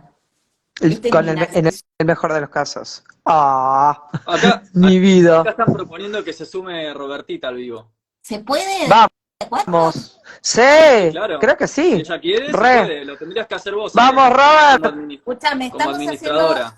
estamos haciendo, como yo te decía hoy, Nahuel, que vos me decías, bueno, no sé, pero que si viene Natu, lo hacemos, y yo te dije, estamos haciendo el pasaje. Le hice un chiste psicoanalítico pésimo que no se entendía, pero digo, estamos Los haciendo el chistes sí pasaje. que los tenemos nosotros nada más. El pasaje del O sea, narcisismo, el narcisismo es el uno, que no admite otro, es él y solo él. El correcto. pasaje por el Edipo es pasás al 2, ¿no? Primero el vínculo simbiótico con la mamá, y después al 3 Sí, es el Edipo, y esa es la salida a la correcto. exogamia. Decía yo, bueno, ahora pasamos al 4. Ya estamos avanzando. Vamos Acá a, estamos en el triángulo edípico. a ver, Totalmente. Robertita, si lo logro hacer. No me pidió Robertita. Vos decís que está en Vamos, el... Robert. A ver. Está laburando, está laburando. Ah, está laburando. Bueno, Ah, podemos hacer otras. yo pensé que Vamos, la podemos despedí. armar otro. ¿Saben Está dando clases. en relación a estos gurúes que ustedes están denunciando y que el trabajo de Natu y Robertita es alucinante lo que hacen en Bendito IG, eh, hay una persona puntual dentro de esta lista de gurúes, consejeros, terapeutas, chamanes y todo eso, que es esta señora Inés Pisanchi, que lo que, Yo sabía que... no, la Por tengo, pero favor, acá, Ale, buscala. Decime, Buscala, Ale. pero Después te la mando. Inés, la tengo acá, pero ¿por qué? sí. A ver, primero voy a decir esto desde un lugar de vista, desde un punto de vista, digamos, es respetuoso porque es su trabajo y no quiero ir desde el lugar de la chicana. Pero lo que me llama la atención es que precisamente su terapia transgeneracional, lo que ella llama psicogenealogía transgeneracional, ya tiene un nombre que suena zarpado, tipo, chabón, psicogenealogía transgeneracional. Pero más allá del nombre, acá dice La la gran gran dominatrix, dice, dominatrix. no, con Dice Robert Robert. tenemos toda una hipótesis fantasiosa acerca de la intimidad de esa mujer, pero no Sí, importa, no viene al caso. sí, sí, una novela armaron ya, Sí, directamente tenemos alrededor de la una, mina. total, Sí. un libro escrito. Pero lo que me parece que interesante es que pensar que justamente el elemento de persuasión del discurso de ella es el mismo que estábamos cuestionando recién en relación al discurso protofascista o de Javier Milei. ¿Cuál? ¿A qué me refiero? Me refiero puntualmente a que lo seductor de su propuesta terapéutica es justamente un retorno a la lógica natural. Es decir, si te duele el cuello del útero, Ujú. eso tiene que ver con los golpes que tu madre te pegaba de pequeña, y entonces eso en realidad se conecta con el dolor del útero de tu tatarabuela, que más allá de lo ridículo que pueda sonar o no, lo que detecto son dos cosas en términos teóricos. Primero, un peligroso uso de conceptos biológicos o naturales como fundamentos del trauma, lo cual desconoce la dimensión cultural del ser humano. Pero por otro lado, que a mi gusto encierra un discurso eugenésico además, pero eso es otro tema. Desde mi punto de vista ya encierra un discurso eugenésico de que mueran los débiles y vivan los fuertes, pero no importa. Eso es una interpretación mía que no viene al caso. Pero lo otro que me llama mucho la atención y les quería preguntar a ustedes sobre estos dos puntos en particular, o sea, el retorno de la dimensión de lo natural dentro de la concepción clínica del trauma, y por otro lado, cómo la conexión entre causa y efecto que esta señora establece, o sea, entre el padecimiento que tenés y su presunta causa biológico/familiar, es en realidad una concatenación de metáforas que suenan bien, son verosímiles, pero no tienen ninguna clase de asidero, es decir, ninguna clase de... Yo no puedo verificar que la concatenación metafórica que esta señora hace entre lo que yo padezco y el presunto origen familiar que eso tiene, sea legítimo, sea válido. Pero sí son metáforas muy plausibles. Pongo un ejemplo. O sea, quiero decir esto que lo peligroso de estos discursos es que antes que ser verdaderos son verosímiles. Y eso es lo jodido. Pero quiero decir con esto, un ejemplo, por ejemplo, otra vez decía ella, ¿no? Bueno, ¿te duele el pie? ¿Tenés un callo en el pie? ¿Te duele el cuello del útero? ¿Sos esquizofrénica? O sea, porque aparte ella sabe de todo, sabe de salud mental, sabe Es de todóloga, infartos. sí. Los Todóloga. todólogos, me encanta. ¿Qué hace? Por ejemplo, agarra, ¿te duele el pie? Bueno, a ver, el pie, y ahí viene la metáfora, representa caminar. Eso significa que estás trabada en tu vida. Quizás estás trabada, no estás pudiendo avanzar, sentís que no avanzás. ¿Y en tu familia hubo alguien que fuera paralítico? O sea, y te va conectando dolores del cuerpo con metáforas que pegan, porque claro, el dolor en el pie puede pegar con no poder avanzar en la vida, o sea, puede ser, suena verosímil, pero es absolutamente ridículo. Y mi pregunta hacia ustedes es, ¿por qué es tan pregnante eso? ¿Cómo puede ser que el ser humano sea tan vulnerable al lenguaje metafórico?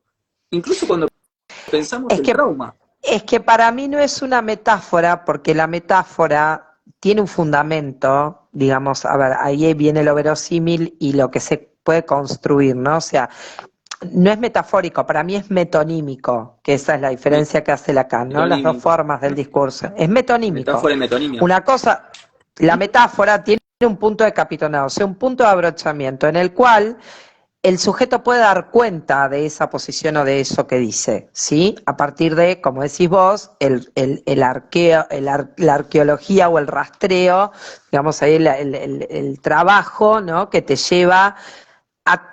Y acá es donde digo la diferencia fundamental, a ver qué piensa esto, del psicoanálisis, que es también el fundamento de lo metafórico lo da el lenguaje del propio sujeto, ¿no? O sea, su propia, la lengua, ¿no? Como decía Lacan, su acervo significante, como decía antes ella, por ejemplo, si nosotros tomamos un significante como represión y solamente hacemos una acepción de la represión, o sea, tomamos una línea de la represión, va a quedar fijada en un lugar absolutamente negativo. Ahora, claro. Si yo te pregunto, ¿qué asociás vos por represión?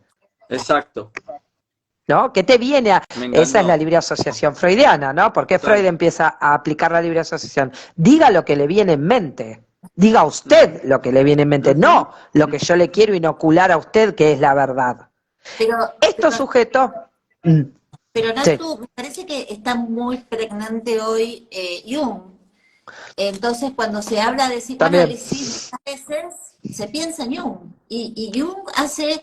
Justamente, yo lo que le digo a mis amigas fanáticas de Jung es, Freud se peleó con Jung, o sea, no son lo mismo, no es que Jung es psicoanálisis desde lo que yo entiendo por psicoanálisis, y justamente lo que yo creo, no lo puedo comprobar, pero lo que creo que enojó mucho a Freud, entre otras cosas, es esta banalización, esta simplificación, ¿no? De, bueno, esto quiere decir esto, y no, porque es que la asociación libre justamente... Claro. Esa asociación libre, ¿no?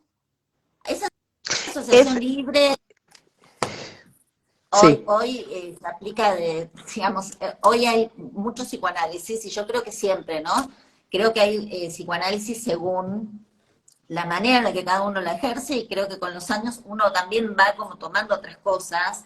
Ya no es el psicoanálisis ortodoxo de antes, que la gente se tiraba en el diván y uno ni conectaba ni hablaba. Hoy hacemos además sesiones virtuales, o sea, cambió, ¿no? Ya no es lo mismo.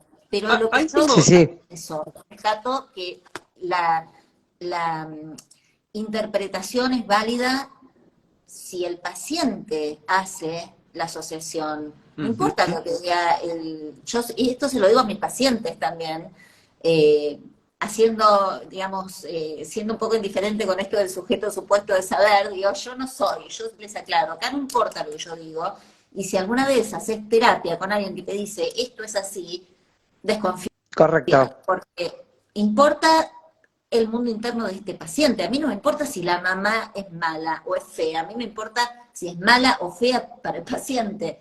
Digo, por dar un ujú. ejemplo tonto, ¿no? Si Y no ubicar tendríamos que ir. qué efecto tiene en él, digamos, la posición de este otro, pero no Claro, ahí está el tema. lo que yo pienso como el bien del otro, ¿sí? No, Ujú. yo considero que vos tendrías que separarte de tu madre porque es una bruja y te está cagando la vida. No importa lo que yo pienso, que como sujeto puedo sacar, como decías vos, mil conjeturas, indignarme, yo qué sé, soy humana, digamos, en ese punto no, sin duda lo soy. Ahora, Exacto. ese punto de separación para llegar a ese nivel de escucha, y ahí vuelvo al lazo y al respeto al otro, y a la singularidad del otro, que para mí, más allá del espacio de un análisis, se puede practicar, es esto, no te puedo venir a decir qué tenés que hacer, quién Total. sos, ¿entendés? Y esta mina propone esto, que volvemos a lo mismo, Mismo propone que mi ley, esto, yo te vengo a traer certezas, ¿no? Bueno, pero para exacto, pero, Traen exacto, certezas. pero Freud hablaba de la regla de abstinencia. Y la abstinencia es, yo no voy a satisfacer la demanda. O sea, vos me podés pedir lo que quieras, vos podés querer correr todo el encuadre como a vos se te ocurra, y yo hago esto, y lo Ujú. mío llega hasta acá. Y eso es fundamental, que el analista no se ofrezca como un todo. ujú, ujú, ¿Cómo responden absolutamente. ustedes? Acá siempre me vienen dos cosas que les quiero preguntar. Por un lado, ¿cómo responden ustedes a cuando una persona les dice, bueno, pero yo me siento bien con esto que estoy, por ejemplo, yo me siento bien desde que hago el tratamiento de Inés Pisanchi. Supongamos que la persona se siente bien. Digo, volviendo a esto de los efectos, ¿cómo podemos nosotros mostrarle a esa persona que aunque se sienta bien con eso, aún así le puede ser perjudicial, de modo tal que salga de ese registro? Me parece que hay una pregunta ahí jodida. Es jodido, es jodido porque para mí no hay una prevención en salud mental. Por eso uno llega cuando ya se angustió, ¿no? O sea, digo, yo Claro, esto lo hablo bastante con mis pacientes, ¿no? No, porque si yo hubiera hecho y no hubiera hecho, digo, bueno, pero ese punto de angustia te abrió una pregunta sobre vos, tu posición, tu vida, dónde estás parado, y es el impulso que te trajo al análisis a escucharte, a escuchar qué tenés para decir. ¿No? No hay prevención como es necesario, y acá volvemos al agujero, a la falla, a lo que no funciona, al síntoma, a todo esto que está tan mal visto en esta época de las sonrisas zombificadas, ¿no? O sea, zombificadas, digamos, estas que se ponen la virome y te dicen, anda con la virome 15 minutos por día en la boca para dejarte estampada, digamos, esa sonrisa artificial y ese puro semblante, no ese puro rostro, digamos, no es sin eso que uno entra a un análisis, o cada quien entra al análisis, vía ese lugar más carnal, digamos, que es ese punto de padecimiento, de malestar, de angustia. Eso no se previene porque si se previniera, entramos a la dinámica de Pisanchi. O sea, claro. Bueno, pero yo... pero yo voy a hacer una salvedad. Mm, Yo sí, me formé en niños con Silvia Bleichmar ah, y sí, supervisaba, Silvia. Silvia, y supervisaba con ella. Y cuando la llegué a entender, que me llevó un tiempo, por eso creo que iba todos los años, porque los primeros años no entendía nada de lo que decía, hablaba súper rápido y súper complejo todo. Y bueno, por suerte, porque entonces seguí durante muchos años yendo a escucharla, y de alguna manera lo que ella planteaba era que había momentos psicoanalíticos y momentos que no. Ella decía, hay momentos que son per via di levare, pero hay momentos que son per via di porre. Sí, sí. Y especialmente porque ella trabajaba con niños, ¿no?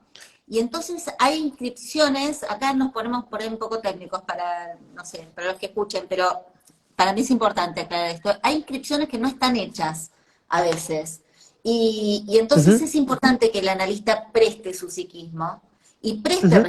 representaciones para que después se pueda algo reprimir y ahí Armar. sí se pueda levantar. Entonces, en Sí, todo este trabajito y entendiendo que a veces hay mucha fragilidad, hay psiquismos muy frágiles, yo trabajo con pacientes muy frágiles, no todos, pero hay algunos que sí.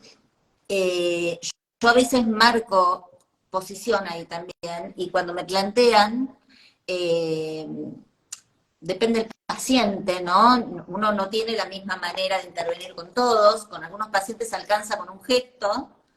Yo siempre sí. digo, cuando superviso a algunos colegas más jovencitos, yo les digo, lo que ustedes hacen en este contexto no es una charla, entonces hasta lo gestual dice algo, y tienen que pensar, Es un acto analítico. claro, y Claro. Sí, pensar sí. cómo intervienen. Entonces, a lo mejor un silencio y una cara de sorpresa es algo que marca algo y como Y una Lo alerta. lo que quería decir es difícil penetrar, digamos, al otro cuando el otro no está abierto, ¿no? En un análisis probablemente un paciente si va a experimentar alguna de estas opciones, a mí me lo han consultado, che, Natalia, me ofrecieron ir a hacer, yo tengo una posición tomada, de hecho, es algo que lo puedo transmitir cuando el otro se abre también. Es muy difícil, aunque uno lo intente hacer, ¿eh? Digo esto de es difícil que el otro te pueda escuchar. Es como algo paradojal, ¿entendés? Ujú. O sea, eso es a lo que yo me refería, ¿no? Sin prestar palabra, prestar herramientas, estoy totalmente de acuerdo con lo que vos decís. Hoy no tenemos los neuróticos tradicionales que tenía Freud, que ya venían con un fantasma armado.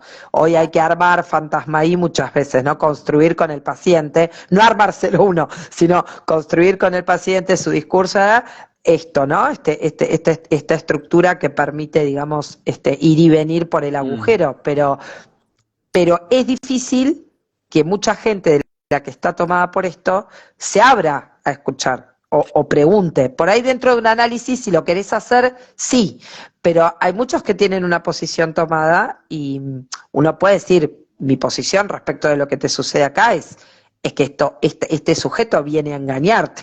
O sea, esto no es una respuesta. Vas a quedar en una posición de sumisión frente a un otro que te viene a decir quién sos, qué haces, qué te pasó en la vida y dónde está tu trauma, ¿no? En Ujú. su efecto es lo que intenta hacer esta mina sin argumento. O sea, lo que A- la mina hace es ¿no? Una locura, o sea, un delirio, ¿no? Ahí. Ahí siempre me viene esta pregunta que una vez la charlamos con Natu en otro vivo que hicimos, y quizás quería tirarles esta pregunta que un poco así como en línea como decía Sócrates, no hay que ser un moscardón en el oído del otro, hay que estar ahí como, es el rol de la filosofía, es preguntar. Me hiciste acordar cuando vieron que Lacan decía que Sócrates había sido el primer psicoanalista, porque en esto de que Sócrates es el primero en decir que la filosofía tiene solamente efectos terapéuticos en el que escucha, en el que está dispuesto a escuchar, ¿no? Pero bueno, no importa, lo que Sí. voy es, Y la hay madre era una, a ver partera, si me ¿no? sale ¿cómo? La madre no era partera. La madre partera, sí, toda la cocina mayéutica. Bueno, pero mi pregunta es esta. Nosotros cuando criticamos a las pseudociencias, nos paramos, Natu se ríe, pues ya sabe lo que voy a preguntar, nos paramos en el lugar de que no son ciencia.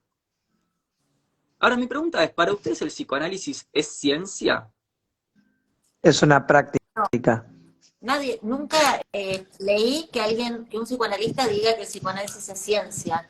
Lo que pasa que la diferencia, me parece que yo, incluso yo aclaro mucho cuando hablo de estas cosas, que tampoco es la orientación teórica en sí, porque es que narcisistas hay en todos lados, y Eso lo egocéntricos. exponemos mucho con Robert, ¿eh? Sí, sí. Porque dentro de Bendito siempre lo marcamos a esto. Estamos hablando muchas veces de profesionales de la salud mental, con Claro. etiquetas, digamos, Claro, supuestamente formadas, digamos, médicos, no solo de la rama nuestra, de nuestra profesión, sino también médicos, etcétera, etcétera, ¿no? Estamos hablando de gente que tiene totalmente. un título y aparentemente una formación, ¿no?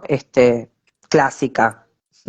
Sí, Mi es la pregunta posición. puntual es, ¿por qué le suponemos, o sea, cómo podemos justificar que, por ejemplo, el psicoanálisis o la filosofía son más rigurosos que las pseudociencias que criticamos? ¿De dónde saldría esa rigurosidad? Entiendo que del concepto de método, el psicoanálisis tiene un método y la filosofía también, pero aunque tienen un método, no por eso son ciencia en el sentido moderno, es decir, no son ni ciencia experimental ni ciencia positiva. Entonces, a mí lo que me pasa es una de las señales que hace Mario Bunge, que fue un gran crítico del psicoanálisis, eh, Sí. es que si a fin de cuentas Inés Pisanchi también te propone un método riguroso para que te trates, y el psicoanalista también, y ambos te proponen un método, ¿cómo sé cuál es el más riguroso? Porque digo, la pregunta es una pregunta epistemológica, que no es joda. ¿De No, no es dónde? joda, no ¿Cómo yo es puedo joda. justificar que el psicoanálisis es más riguroso y serio y tiene un carácter de ciencia que lo otro no, si no es experimental ni es positivo, que es la definición moderna de ciencia? Bueno, no es justamente el psicoanálisis no quiso ser experimental y positivo. Digamos, Freud en su momento intentó validar el psicoanálisis para que pudiera entrar dentro digamos, del ámbito científico, pero para que fuera reconocido, digamos, ¿no? No, Freud era médico, Freud era neurólogo, digamos, no había caído, y de hecho Lacan también, Lacan era psiquiatra, ¿no? O sea, había estudiado medicina.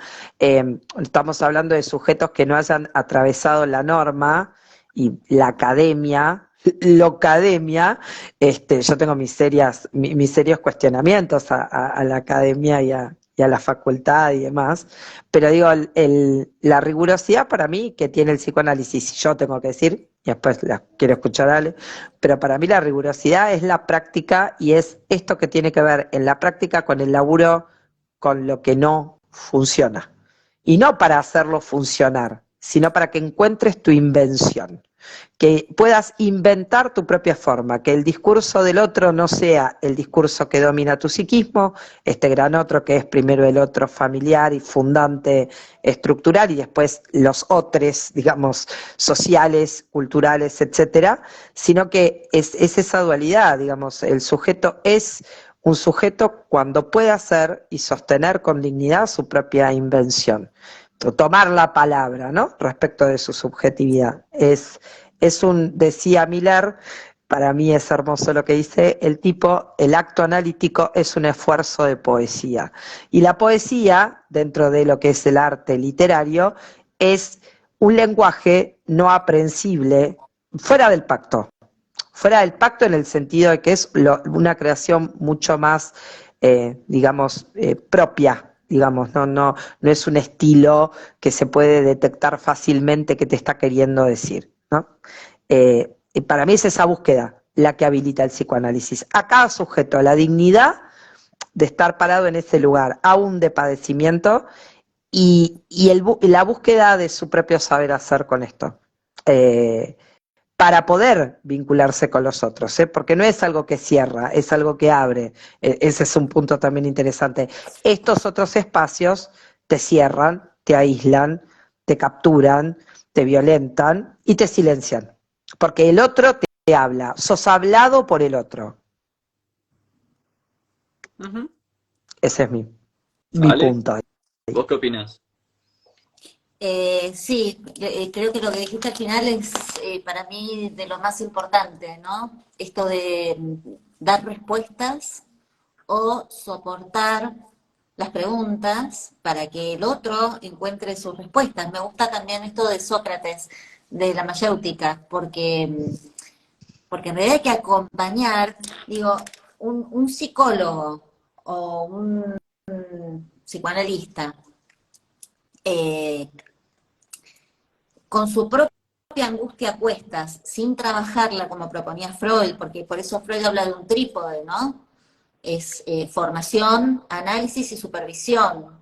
No es Correcto, nada, no correcto. es, claro, yo No. me siento y ya está, ya sé lo que no, hay que supervisar. Que esto no se tiene en cuenta hoy mucho y es fundamental y me parece que es como una posición muy humilde que tiene el psicoanálisis y muy de entrega de el propio desconocimiento, que es completamente Ujú. Absolutamente, sí, distinta sí. a la posición de todas estas otras propuestas, ¿no? Que se ponen en este lugar, en un escenario, y son los que, bueno, nada. Creo que la propuesta del psicoanálisis es generosa, es honesta, es trabajosa. Nosotros, Lenta. claro, Lenta para la época, ¿no? Lenta para esto del vértigo de la época. Sí. es económica, más allá de que alguien se pueda enojar, yo cobro mis sesiones en mi consultorio, no es que las regalo, las cobro, y hay gente que dice, ay, los analistas cobran tanto, bueno, sí, uno vive en un mundo capitalista, ¿no? Vivimos de esto. Eh, pero es generoso porque requiere mucha inversión personal, porque prioriza la posición del paciente por sobre lo económicamente viable, porque si no juntaríamos 50 personas y les haríamos un análisis grupal, que no sería mucho más Ujú, beneficioso económicamente, y es lo que hacen hoy todas estas propuestas pseudoterapéuticas, ¿no? ujú, Me parece que que pasa por ahí, por el abrir, por el tolerar la angustia propia como profesionales del no tener la respuesta. Nosotros también quisiéramos tener, bueno, tengo la receta, ya está. No lo tenemos, y hay ujú. que tolerar y aguantar y acompañar todo ese tiempo. Y, y para retomar una cosita que dijiste antes, Nahuel, me parece que el tema de cómo se generan las cuestiones, los síntomas y demás, a mí me gusta mucho tomar las series complementarias, el concepto series complementarias de Freud, que está lejos de esto que dice esta Inés Pisanchi, era Sí, que, sí, que exacto. simplifica y corta, ¿no? Esto que también me gusta que vos nombrás como metáfora y metonimia, que creo que también, que por ahí es más complejo para explicar, pero que, que a nosotros nos aclara mucho en la práctica. No es nada más, no porque algo te quede atragantado, vos te quedás sin voz o tenés tos, aunque puede ser. Ahora, ¿dónde está la diferencia? Es que hay una suma de cosas, lo que uno trae, lo que uno vive, lo social, lo personal, es mucho más complejo Ujú. el psiquismo. Por eso requiere tanto estudio, requiere supervisión, requiere análisis personal. No es que es sentarse y nada más. Ujú. Sí, sí, sí, sí, absolutamente. Sí, Es un trabajo muy sí, solo también, que por eso es tan importante juntarse, ¿no? Con otros en espacios correcto. académicos o institucionales a veces. Y entre colegas también abrirse. Acá alguien está escribiendo, soy psicóloga y cada vez me alejo más del psicoanálisis porque está lleno de narcisistas. Pero Gracias que no es por el la puntuación psicoanálisis. No solo el psicoanálisis está lleno de narcisistas, el mundo está lleno de narcisistas, correcto, psicoanalistas, correcto. cognitivos, Sí, sí, sí, eh, sí, sí, y sí. los que son terapeutas, todos. Ujú, ujú. ¿Qué Sí, sí, mundo? creo que por eso para nosotras en Bendito es muy interesante mostrar esta posición narcisista, que era lo que íbamos a hablar también hoy, que es lo autorreferencial, ¿no? Lo autorreferencial como el lugar del saber y de donde emana, digamos, de donde emana todo. Yo no necesito ni garante, ni esto, ni lo otro, ¿no? Lo que digo yo es lo que es, y eso dentro de un ámbito terapéutico, bueno, ¿puede aplicarlo un psicoanalista? Claro que sí. Puede pararse un psicoanalista, también puede pararse una persona, digamos, en otro tipo de práctica, ¿no? O sea, con ese nivel de rigidez y de radicalidad, sin duda, sin duda.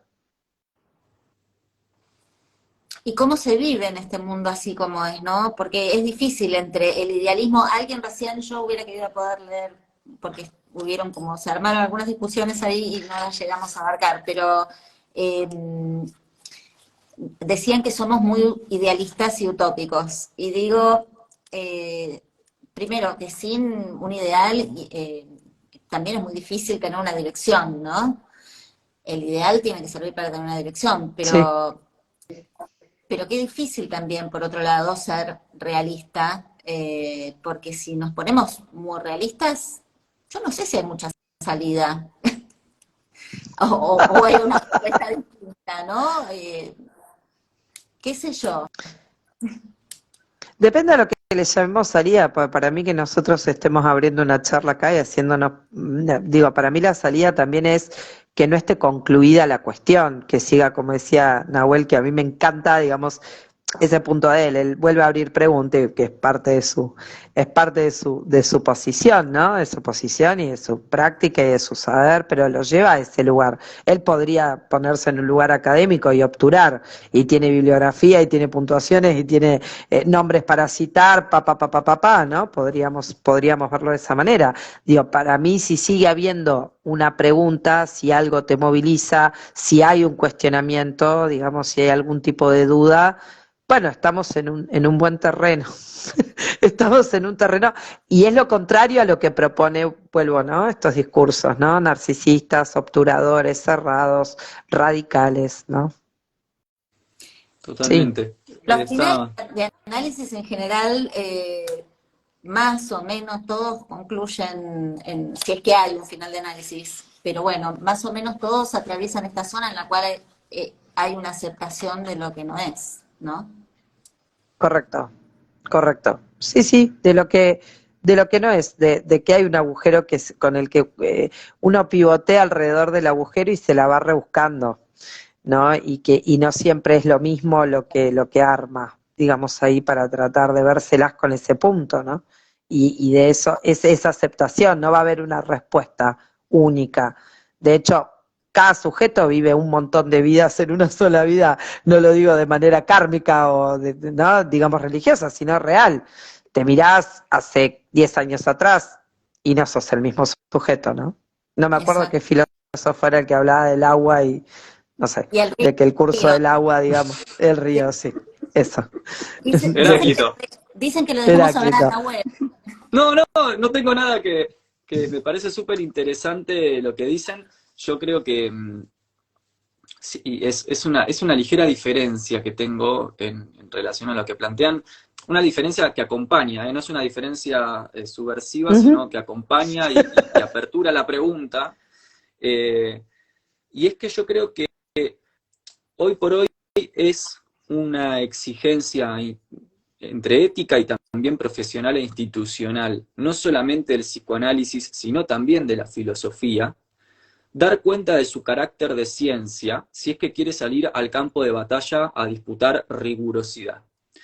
Es decir, si queremos salir a plantear que el psicoanálisis o la filosofía bien aplicada y bien entendida son deseables o preferibles a las prácticas de autoayuda, pseudociencias, etcétera, tenemos que poder fundamentar muy bien en qué sentido esto es más ciencia y más riguroso. Y me parece que no alcanza, y acá está mi ligera diferencia, y la dejo abierta para el próximo encuentro, próximo debate, cuando ustedes quieran. Me parece que para dar cuenta de ese carácter de ciencia o rigurosidad no alcanza con la subjetividad testimonial del psicoanalista o el filósofo, que sale a decir, esto es más serio porque yo estoy comprometido con la práctica y yo tengo buenas intenciones y los otros no, y yo pongo todo y soy generoso.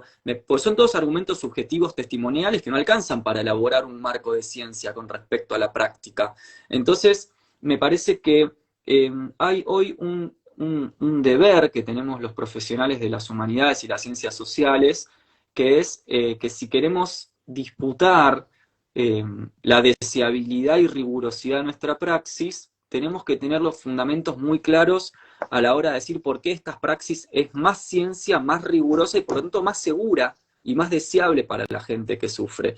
Y yo siento que hoy por hoy no están muy explicitadas esas elucubraciones teóricas, sino que más bien terminan en posiciones testimoniales del profesional de, no, pero yo lo hago con buena leche. y los Sí. otros lo hacen con mala leche. Y me parece que ahí es donde...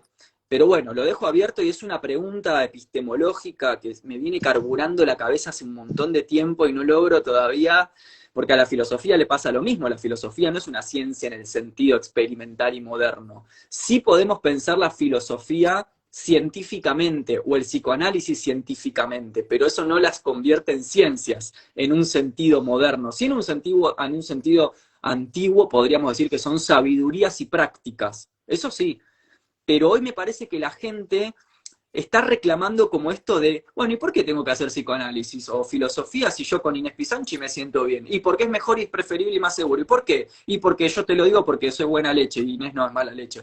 No, bueno, pero yo me siento bien con Inés Pisanchi. Y bueno, y no sé, pero... Bueno, yo he dado muchos argumentos respecto a esto y No, están sí, ahí en sí, sí, Bendito. no, no, pero se entiende, no, Digo, sí, no, es algo no, más entiendo, macro, entiendo a lo que vas. Igual entiendo a lo que vas, entiendo es a lo como que vas macro y la creo cosa, que no la... sí, sí, sí, no, pero digo que desde mi responsabilidad subjetiva lo estoy diciendo, desde lo que vos mismo planteás, que a mí también me ha hecho plantear cómo nosotros desde nuestra profesión o elección profesional y subjetiva y práctica, nuestra práctica quiero decir, tenemos que vernoslas con salir a poder dialogar con el otro, que yo veo que Alejandra también lo ha intentado y lo intenta y vamos en ese camino. Por ejemplo, salir del oscurantismo del claustro en donde son 5 analistas hablando en no sé qué idioma ya a esta altura del partido, ¿no? La caducidad de esa cuestión.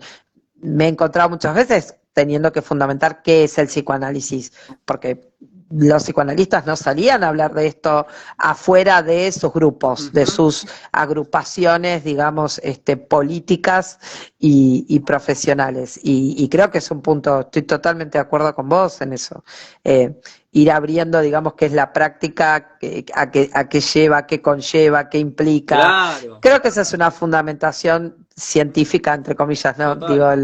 Digo, A eso ¿no? voy. Por qué yo Mm. debería elegir psicoanálisis en vez de lo otro? O sea, es como que a veces pienso, ¿qué pasa si me pongo terco y digo, dale, convénceme? Convénceme de por qué psicoanálisis Sí, y no sí, claro. psicogenealogía transgeneracional. ¿Por qué? Es Y yo creo que esa pregunta Ujú. es muy jodida de responder hoy. Es difícil. Sí, sí, sí. Sí, no, no. Y no está acabada la respuesta tampoco como para poder dar un cierre. Es un Ujú. desafío que tenemos en nuestra profesión. Por eso digo que yo no pertenezco a elites, no pertenezco a grupos, elegí el psicoanálisis, pero de alguna manera encontrando gente que me interesó escuchar y con la que practiqué, trabajé, pero sí me he corrido de este tipo de ámbitos porque es una toma de posición y porque creo que eso a la práctica del psicoanálisis le hicieron pésimo. O Mm. sea, lo dejaron parado en un pésimo lugar, ¿no? Sí, justamente. Y no transmitir, no poder hacer esto, ¿no? Como abrirse al otro, que te haga una pregunta, que uno te plantea el psicoanálisis, no me va, y que yo también digo, también no le digo al otro qué práctica tendría que hacer, pero sí puedo fundamentar qué valor tiene, y Ujú. si te encontrás con quien te puede ofrecer un espacio de alojamiento, bueno, es un lugar posible, ¿no? Pero bueno, sí, entiendo que hay que seguir trabajándolo. Totalmente. es re difícil. Me parece de los desafíos más importantes en esta época, Yo ¿no? tengo un amigo que todos los debates así los termina diciendo, es todo un tema. Y es una gran frase. Es una gran Es frase para todo un terminar tema. un coloquio. Es todo un tema, Total. ¿sí? Total. Es todo un tema Escúchame, que el que trabajó mucho esto que vos te preguntás es David Lieberman. Ah, David Lieberman trabajó mucho este tema y el que sigue con la escuela de Lieberman es Sebastián Plut. está bueno, lo voy a buscar. ajá. Después te voy a escribir por privado y me pasás los textos. Me parece interesante Eh, la, el Perdóname, abordaje. creo que tuve un fallido. Maldavsky. Ah, no los Moldavsky. conozco, vos pásamelo. Bien, después te lo Bien, paso. Gente, bien. me voy a cenar Bueno, de paso, a alimentar bien, la dimensión bien. material de Un mi placer cuerpo. esta charla. Un placer, un placer, Les un placer quiero enorme. agradecer muchísimo el espacio y mucho la invitación también a Ale que nos invitó a esto y Gracias, Alejandra. nos Sí, abrió su espacio y a la gente que está acá hace 2 horas compartiendo con Aguas- nosotros, nutriendo el Aguantando. espacio, alimentando, aportando. La verdad que la pasé súper bien y les agradezco muchísimo a la gente y a ustedes la palabra y la invitación. Así que, Gracias a todos y bueno, podemos retomar la próxima con Robert también. y Va a estar sigan a bueno, Bendito estaría bueno. IG, sigan a Bendito IG que la rompe Sigan a toda. Bendito IG. Voy a poner acciones en Bendito IG. Bien, sí, Gracias, para Ya las tenés. Ale. seguir Gracias. desarmando las certezas, ¿no? Ahí va. Sí. Bueno, Muchas Gracias, Ale. gracias. Gracias a Un vos beso también. enorme a los Gracias por dos. todo. Chau, chao. chau. Abrazo a todos. Gracias, Chau, chau. Natu también. Bueno, gracias a todos. Un montón escribieron, no pude leer nada. Ojalá que se retome, si lo quieren escribir después, así podemos continuar un poquito profundizar y reflexionar sobre todo esto que hablamos, que fue un montonazo. Yo todavía me tengo que quedar como regulando y repensando algunas de las cosas que hablamos que fueron muy profundas. Así que, bueno, muchas gracias por la paciencia tan fuera de moda hoy para poder escuchar a este ritmo. Son las 11 de la noche, gente. Bueno, gracias a todos. Voy a ver si puedo guardarlo, así lo volvemos a escuchar. Buena semana.